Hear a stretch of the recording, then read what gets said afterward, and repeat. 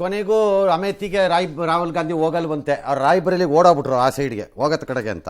77 ಇಂದಿರಾ ಗಾಂಧಿ ಸೋತ್ ಮೇಲೆ ಇಲ್ಲಿವರೆಗೂ ರಾಯ್ಬರೇಲಿ ಗಾಂಧಿ ಕೋಟೆ ಭದ್ರಕೋಟೆ ಅಲ್ಲಿ ಅವ್ರ ಅಮ್ಮ ಇದ್ದರು ಸೋನಿಯಾ ಗಾಂಧಿ ಅವರು. ಈಗ ಅವ್ರು ಬಿಟ್ಟಿರೋದ್ರಿಂದ ರಾಹುಲ್ ಅಲ್ಲಿಗೆ ಹೋಗಿದ್ದಾರೆ.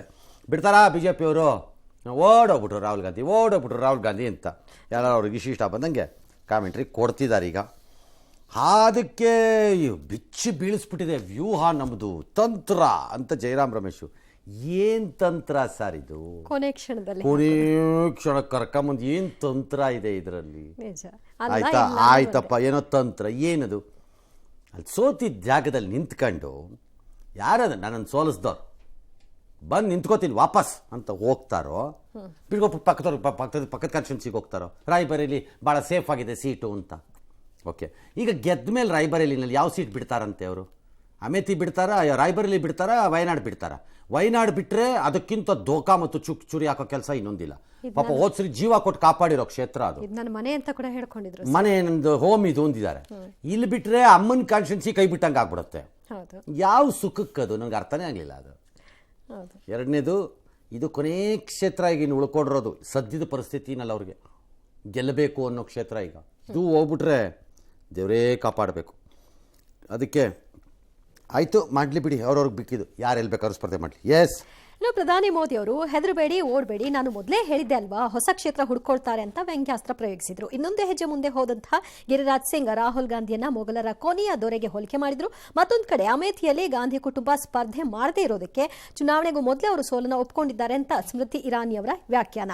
ಮೋದಿ ಲೇವಡಿಗೆ ಮಲ್ಲಿಕಾರ್ಜುನ ಖರ್ಗೆ ಅವರು ನೀವೇಕೆ ವಾರಣಾಸಿಗೆ ಹೋದ್ರಿ ಅನ್ನೋ ಪ್ರಶ್ನೆಯನ್ನ ಎತ್ತಿದ್ರು. ಖರ್ಗೆ ಅವರು ಹೇಳಿರೋದು ಸರಿ.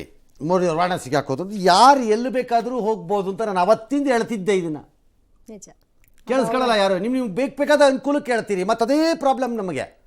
ಅವತ್ತೇ ಹೇಳಿದೆ, ಸಿದ್ದರಾಮಯ್ಯನವರು go back Karjol, go back Govind Karjol ಅಂತ ಹೇಳ್ಬೇಕು. ಅವ್ರಿಗೂ ಇದಕ್ಕೂ ಏನು ಸಂಬಂಧ? ಯಾಕೆ ಬಂದ್ರು ಅವರಲ್ಲಿಂದ ಇಲ್ಲಿ ಚಿತ್ರದುರ್ಗಕ್ಕೆ?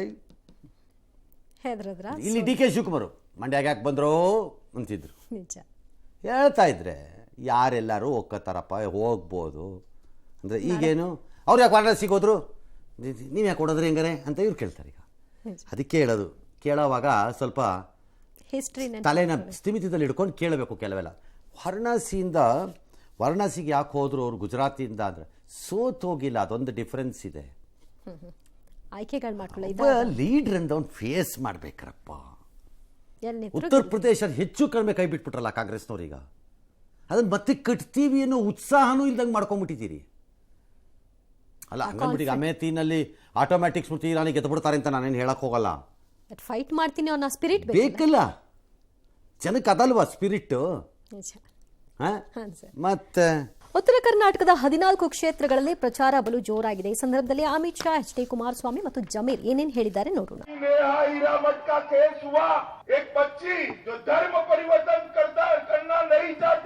उसको मार डाला गया। कांग्रेस पार्टी को मैं चेतावनी देना चाहता हूँ, आप अगर केस की ढंग से जांच नहीं कर सकते तो सीबीआई को दे दीजिए। नेहा हिरेमठ को, अन्याय करने वालों को उल्टा लटका कर सीधा करने का काम भारतीय जनता। ಅದೆಲ್ಲ ಮುಂದೆ ಏನಾಗುತ್ತೆ ಮೈತ್ರಿ ಮುಖ್ಯ ಅಲ್ಲ ನನಗಿದು. ಅದೆಲ್ಲ ಮುಂದೆ ಏನಾಗುತ್ತೆ ಮೈತ್ರಿ. ನಾವು ನ್ಯಾಯಾಲಯದಿಂದ ಒಂದು ಹೊಸ ಕಾನೂನನ್ನು ತರಬೇಕು ಸರ್. ಪಾಕಿಸ್ತಾನ ಜೈಕಾರ ಕೂದ್ರೆ ಅಂತವ್ರನ್ನ ದಯಮಾಡಿ ನಮ್ಮ ಸರ್ಕಾರಕ್ಕೆ ಹೊರಸ್ಕೊಡಿ. ಅವ್ರಿಗೆ ನೀವು ಶಿಕ್ಷೆ ಗಲ್ ಶಿಕ್ಷೆ ಕೊಡೋದಿಲ್ಲ, ನಾವೇ ಗುಂಡಕ್ಕೆ ಸಾಯಿಸ್ತೀವಿ ಅಂತ ಸ್ಪಾಟ್ ಅಲ್ಲಿ ಏನ್ ಮಾಡ್ಬೇಕು, ಪೊಲೀಸರು ಬರ್ಬೇಕು, ಅವ್ರಿಗೆ ಪೊಲೀಸರಿಗೆ ಅಂತ ಸ್ಲೋಗನ್ ಯಾರನ್ನ ಏನು ಒಂಥರ ಮೂವಿ ರೆಕಾರ್ಡಿಂಗ್ ಟಿಕೇರ್ ಅಂತ ಹೊಡೆದು ಬಿಡ್ತಾರೆ. ಹೊಡೆದ ತಕ್ಷಣ ಟಕಾರ್ ಟಕಾರ್ ಟಕಾರ್ ಅಂತ ಪ್ಲೆಕಾರ್ಡ್ಗಳನ್ನು ಭಿತ್ತಿಪತ್ರಗಳು ಇಟ್ಕೊಂಬರ್ತಾರೆ. ಬೋಗಸ್ ಎನ್ಕೌಂಟರ್, ಬೋಗಸ್ ಇದು, ಅಮಾಯಕರದ್ದು ಇದು, ಬಿ ಜೆ ಪಿಯವರು ಮಾಡಿರೋದು, ಕಾಂಗ್ರೆಸ್ ಅವ್ರು ಮಾಡಿರೋದು, ಮುಸ್ಲಿಂ ಅಂತ ಮಾಡಿದ್ದು, ಹಿಂದೂ ಅಂತ ಮಾಡಿದ್ದು ಅಂತ ಶುರು. ಇವರು ಜಮೀರ್ ಹೇಳಿದ್ದನ್ನು ಕೇಳ್ಬಿಟ್ರೆ ಪೊಲೀಸ್ನವ್ರು ಬುರ್ಡೇನ ಆಮೇಲೆ ಠಕಾರ್ ಠಕಾರ್ ಅನ್ನಿಸ್ಬಿಡ್ತಾರೆ ಎಲ್ಲ. ಎಸ್, ಲೋಕಸಭೆ ಚುನಾವಣೆಯಲ್ಲಿ ಬ್ರಿಜ್ಭೂಷಣ್ ಪುತ್ರನಿಗೆ ಟಿಕೆಟ್ ಕೊಟ್ಟಿರೋದಕ್ಕೆ ಬಿಜೆಪಿ ಕೊಟ್ಟಿರೋದಕ್ಕೆ ಅದೇ ಕುಸ್ತಿಪಟು ಸಾಕ್ಷಿ ಮಲಿಕ್ ವಿರೋಧ ಮಾಡಿ ಅವ್ರ ಪುತ್ರನಿಗೆ ಕೊಟ್ಟಿದ್ದಾರೆ. ನಾವು ಅವನ ವಿರುದ್ಧ ಗಲಾಟೆ ಮಾಡಿದಾಗ ಅವನನ್ನು ಬಂಧಿಸಲಿಲ್ಲ.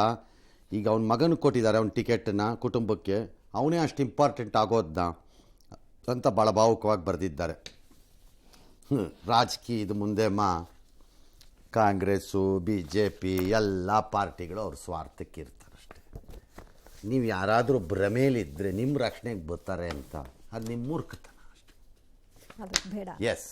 ಇನ್ನು ಕೋವಿಶೀಲ್ಡ್ ಲಸಿಕೆಯ ಅಡ್ಡ ಪರಿಣಾಮಗಳ ಬಗ್ಗೆ ಚರ್ಚೆ ಆಗ್ತಿರೋ ಹೊತ್ತಲ್ಲಿ ಚಿಕ್ಕಬಳ್ಳಾಪುರದ ಸಿದ್ದರಾಮಯ್ಯ ಲಾ ಕಾಲೇಜಿನಲ್ಲಿ ಪ್ರಾಂಶುಪಾಲರು ಹೊರಡಿಸಿರುವಂತಹ ಪ್ರಕಟಣೆ ಭಾರಿ ವಿವಾದಕ್ಕೆ ಕಾರಣವಾಯಿತು. ಕೋವಿಶೀಲ್ಡ್ ಲಸಿಕೆ ಹಾಕಿಸ್ಕೊಂಡವರಲ್ಲಿ ರಕ್ತ ಹೆಪ್ಪುಗಟ್ತಾ ಇದೆ, ಹೃದಯಾಘಾತ ಸಂಭವಿಸ್ತಾ ಇದೆ. ಹೀಗಾಗಿ ಆರೋಗ್ಯ ಇಲಾಖೆ ತಿಳಿಸಿದಂತೆ ವಿದ್ಯಾರ್ಥಿಗಳು, ಪೋಷಕರು ಫ್ರಿಡ್ಜ್ ನೀರು, ತಂಪು ಪಾನೀಯ, ಐಸ್ ಕ್ರೀಮ್ ಎಲ್ಲ ತಿನ್ನಬಾರ್ದು ಅಂತ ಹೇಳಿ ಪ್ರಕಟಣೆ ಹೊರಡಿಸಿದ್ರು. ಆರೋಗ್ಯ ಇಲಾಖೆ ಆದೇಶ ಹೊರಡಿಸಿತು, ನಾವು ಎಲ್ಲೇ ಹೇಳಿದ್ದೀವಿ ಇದಕ್ಕೊಂದು ಹೇಳಿಕೆ ಕೊಡಿ ಅಂತ. ಅದರ ಮಧ್ಯದಲ್ಲಿ ಇನ್ನೊಂದು ಪ್ರಕಟಣೆ ಹೊರಡಿಸಿದ್ರು, ಮಾಧ್ಯಮದ ಮಾಹಿತಿಯ ಪ್ರಕಾರವಾಗಿ ಅಂತ. ಮತ್ತೆ ವಾಪಸ್ ಆರೋಗ್ಯ ಇಲಾಖೆ ಸ್ಪಷ್ಟನೆ ಕೇಳಿ ಒಂದು ಯಾರು ಆಡಳಿತಾಧಿಕಾರಿ ಶಿವಜ್ಯೋತಿನವರು ನೋಟಿಸ್ ಕೊಟ್ಟಿದ್ದಾರೆ ಈಗ.